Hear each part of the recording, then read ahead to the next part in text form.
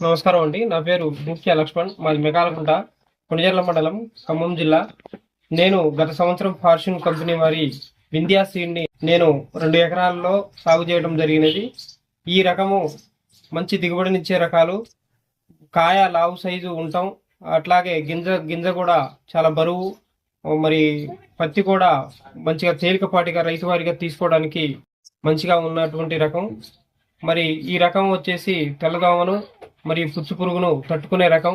అధిక వర్షానికి మరియు బెట్ట వాతావరణానికి కూడా తట్టుకునేటువంటి రకం.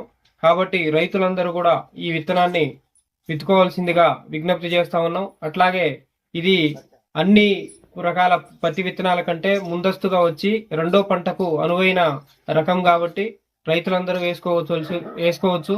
కాబట్టి నాకు గత సంవత్సరం నా వేరే రకాల సీడ్స్ కంటే కూడా వింధ్యా నాకు 2-3 క్వింటాలు అదనంగా రావడం జరిగింది.